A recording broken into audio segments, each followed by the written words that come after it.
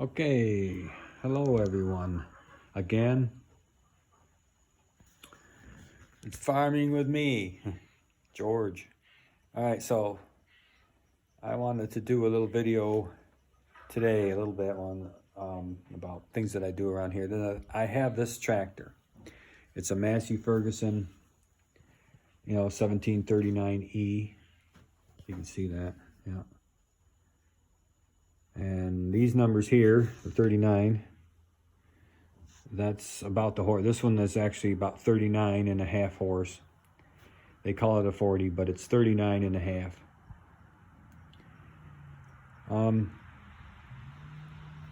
It's hard to really, in pictures and videos, what have you, it's hard to really see the actual size of this, the tractor itself. I mean, in comparison to the big tractors, it's small, but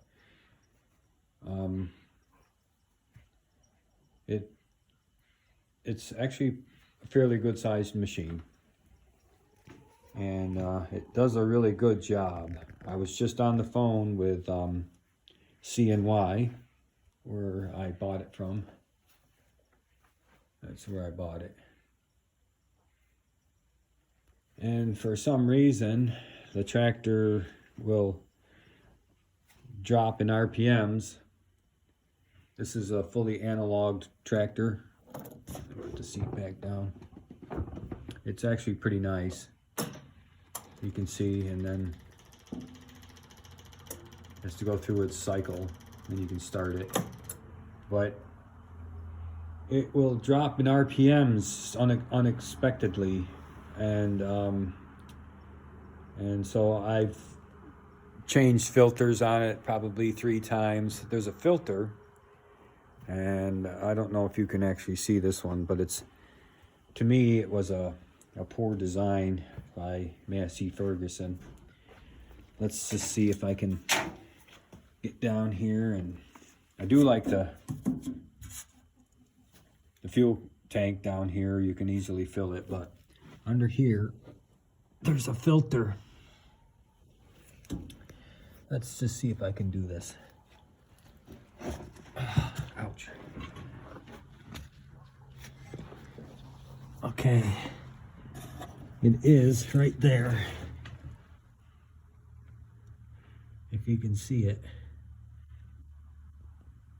Oh, there it is. Oh, there it is. See it? It's actually underneath the frame, like you can see now. If you directly like this, you can't see it, but it's hidden, but there it is. And that filter needs to be changed on this tractor at least every 200 hours, because it will plug. It comes directly out of the tank. And why they put it there, I don't know. That's me standing up. So it's something that if you don't want to do maintenance on these things, don't. I'm not saying you don't want to buy one, but check out into these things. Of course, then it has a regular filter over here, regular fuel filter. And if that one underneath plugs up, you ain't got no power at all. But I changed it, and I changed it twice already. And this tractor is less than a year old. And let's see how many hours I have on it. Let's do its thing. So 575 hours. It's less than a year old, but I do a lot of work with it. So you can expect, being on a farm, it's gonna have more hours than people that buy them for just a yard work. And because they've told me that they get tractors in on trade that 3 years old, they have 40 hours on them. I mean, people buy them and don't even use them hardly. You can't do a really review on tractors that you hardly use. I mean, I see people doing reviews on them, and they've had them for a year, and they show they have less than 100 hours. It's like, come on already. You don't even use the thing. This one gets used. So anyway, as far as the tractor goes itself, it's got plenty of power. It has a quick, the quick attach bucket, and I do change it quite often. I use this, and I have there's something that I bought out of Montana that it's called a bale sweep, and it it just picks up bales right off the ground, and then you can put them on a wagon. Anyway, I don't have too many problems with it, other than that's a big one. I just talked to them. They're going to come out and plug it in and see why maybe there's something on the computer, why the engine drops in power every so often. It comes back. Okay, so I had to take the shield off on the PTO because I have a plow that goes on here, obviously. Well, not obviously, but you can see they're uneven because I just had it hooked up and I plowed. It pulls a two bottom. They're two 16-inch plows, and it pulls it just fine. I added this work light, this one here. It's pretty nice. These tires the rear tires are loaded on this tractor. You can see it's well used already, and it's not even a year old. Now, there's another thing that I've had a problem with on this tractor. Okay, the front axle. Now they've replaced the seal. See if you can see it. This one here. Oops, I'm getting in the way in the sun. But this seal right here, this one started leaking. Now they've replaced it. Okay, but the thing is, now the other side is starting to leak. I don't know if it's something that it's defective with what they're doing with these.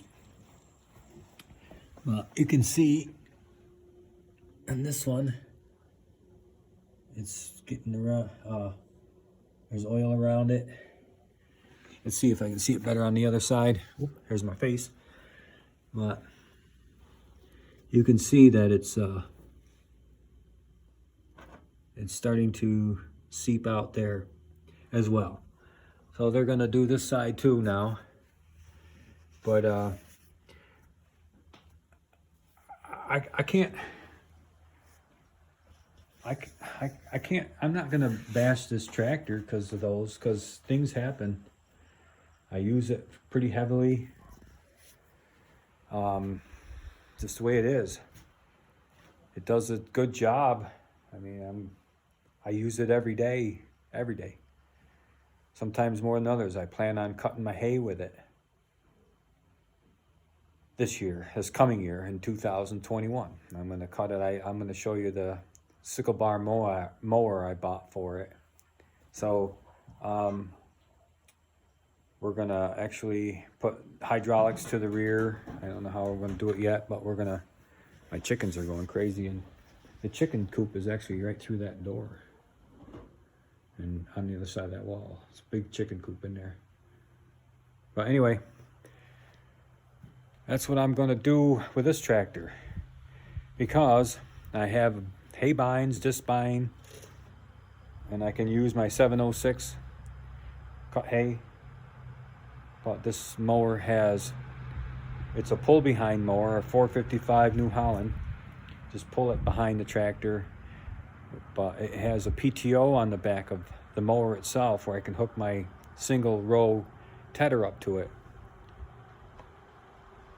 And I can ted right after I mow, which I already know that it works. If you don't know what I mean, the tedder actually grabs the hay when it's throwing it and breaks the stem, and it dries it much quicker now. So I figured that out. But this tractor, as far as a review goes, I don't think I'm going to do much of a review other than say that tractors are tractors. I like the Massey Ferguson brand, but if I bought a Kubota or a Mahindra, LS, John Deere, what? I'm not going to have problems? You betcha you're going to have problems, especially when they get used heavy. So you don't know what you're going to get when you buy a tractor. You don't know what you're going to get into. The biggest thing I can say about buying a machine like these, when you're going to use them pretty heavy, is know your dealer.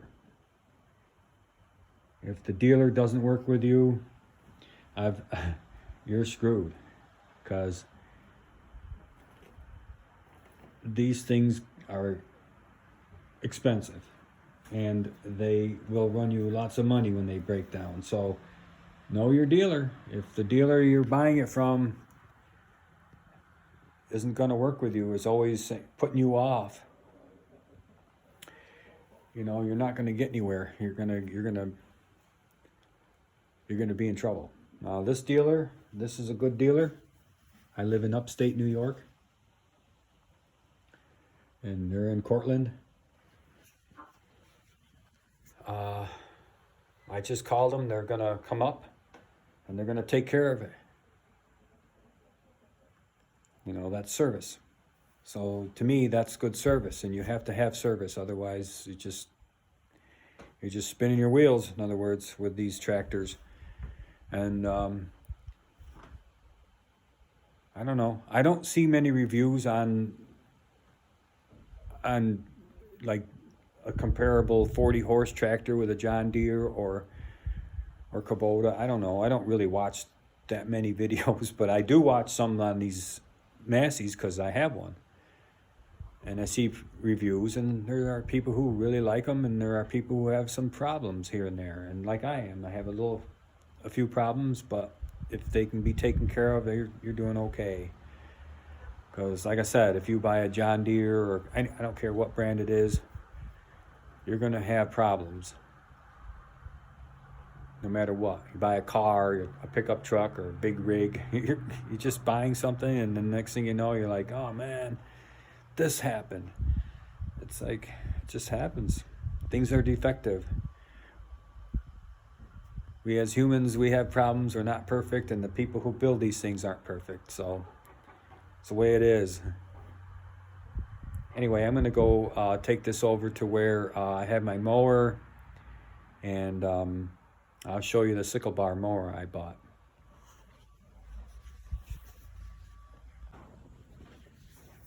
Alright, so this is a sickle bar mower that I just purchased. It's a used, obviously, New Holland 455. It's a 7-foot cutter bar. And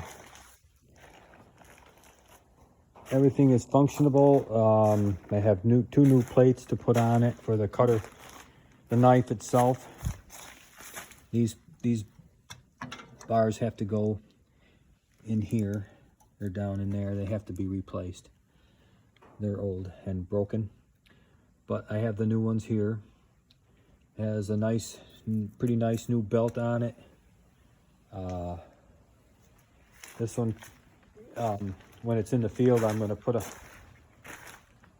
has a hydraulic lift. I don't have the cylinder on it now, but you can see it goes here and here, and it raises. This bar goes back and forth. This one here, and when you put the bar on the ground, it'll raise it up off the ground when you're at the end of the field. You know what I mean? It's not going to raise it up to this position here, but when it's down there, it'll raise it up just a little bit to get it off the ground when you're turning corners and what have you. Everything is functionable on it. Everything is here. Why I like this one in particular, you can see everything works. It floats good. Has a nice. The spring is all good, but this one and the rear has another PTO shaft in here, and I have to weld a hook on down here, but that broke off. But this has the PTO, and so when I'm cutting, it'll cut over on this over here where I'm standing, and back there behind it when you're cutting on right here, for example. And my 1-row tedder will be hooked to the back, and it'll be tedding the row I had just cut. So I'm going to be tedding while I'm cutting with this mower. So that's pretty awesome, because I've already tested it. I cut this past summer, and I tedded right after. I had Jack ted right after I cut, and I was baling it the next day. It was dry. It was just completely dry. Well, we had a good summer, but it was completely dry though. I mean, I've never seen such a turnaround in ever cutting hay. So the idea is to have the tedder go through it right after you cut, and when you're tedding, it's grabbing the hay, obviously, and it's breaking the stems as it's grabbing it and throwing it. And you're not crushing the hay, you're not losing any nutrients. That's what I've learned also, is these hay binds and the new disc binds that have the crushers in them. Well, when you're crushing it, you're losing some nutrients. That's what the study has been showing. So this way, with this sickle bar, I'm not crushing the hay. You're just laying it down, and then the tedder will just kick it out, and it's breaking the stems and it's helping it dry quick when you're tedding. It works. That's all I can say. But it's a very good. It's an old mower, but it's in good shape, and I'm pretty happy with the purchase. And we'll see how it works next year.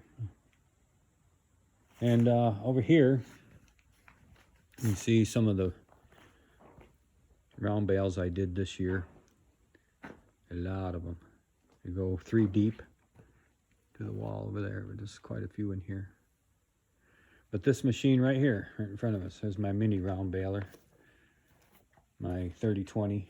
Doesn't say it, but it's a 3020. This is my mini round baler, and this is a bale sweep. It's from Rocky Mountain Bale Sweep Company in Montana. I'll give them a little bit of advertisement. And it's a quick attach, but you can see how it maybe you can tell. But these look like ski ramps or skis right in front here. Well, you just lay this right on the ground as you're going along, and the bales just slide. They just slide right in here. They can either be these round bales made by this, or they can be small square bales by a regular square baler, a small square baler. And this one picks up 6 bales, either square or round.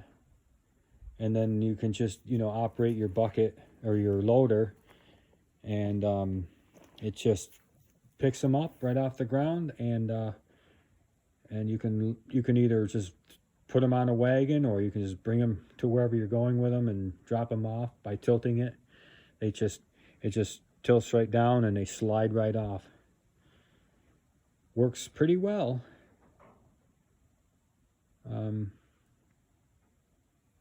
It's a quick attach, and it works really well. I've used it quite a bit. I picked up a lot of bales with it. This is some of the last of the second cutting I did a couple of months ago, or a month ago now. And anyway, I just wanted to show you what that was like, and I'm going to operate it with the Massey that I was just talking to you about. This one, I've got it hooked up now to the front of this wagon. I'm going to unload this. It's been in here long enough. It's been in here a while. But this tractor, actually, I can kick these bales on with a kicker using this tractor. It's quite because of the horsepower. It's 40 horse, so it can actually pull the kick baler and pull this wagon around, or any wagon you want, and load it right up, and it'll still pull it. This thing is quite a powerhouse. I've done pretty well with it. And there's a wagon over there, that one, that I use my round bales. I actually made it myself. It's just a hay rack, and I could make it a little different and load more on it, but I can get 1, 2, 3, 4, 7 round bales on it. Probably that sun is not so good. 7 round bales on it, and carry them home with one on the front of the tractor here. So I bring 8 home at a time, which is not bad. And there's a round, or the tedder that I'm going to hook up to the, now talking about things that break, everything breaks on farms, and anything, not just on farms, everything. So I'm not complaining. Just make sure you know what you're doing when you're getting into farming, that's all. Now this is a tedder. It's a single row tedder. Really nice one. But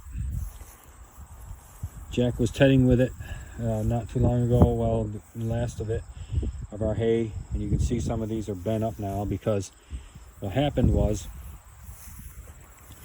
this device here that raises and lowers it broke. The handle came off when he was in the field, and it just fell right to the ground and bent some of the tines. So we got to get a new handle for it right here and fix that. But this is going to actually tow behind the mower. And you know, we bought this. It was a demo. It was just at an auction. It was a demo, and it was well worth the money. And there's what it is.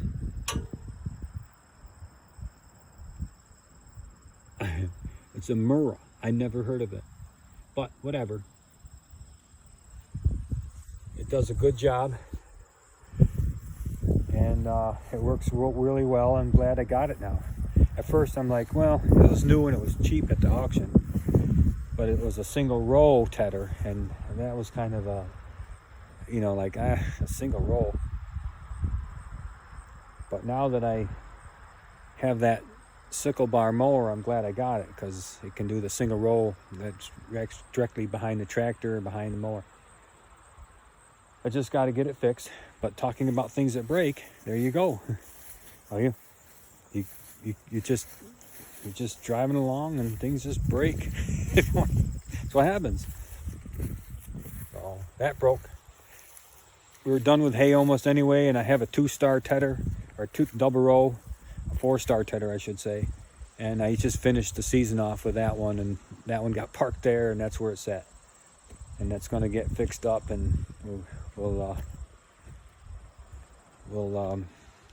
see how the operation works next year. But anyway, just wanted to put these 2 little items out here on this tractor. If you're going to buy a tractor, don't be afraid to buy anything that you like, because whether you like it or not, it's going to break down. Whether you like Kubotas, or you like John Deere's, or Massey Ferguson here, don't be afraid. If you want to buy one, just buy it because of what somebody else says on the video. Well, this one, I had this problem. You're going to have problems with almost everything that you buy. It's just the way it is in machinery, cars, trucks, whatever. It's just going to break. All right, I'll talk to you soon. Thanks for watching my videos. Thanks. Bye.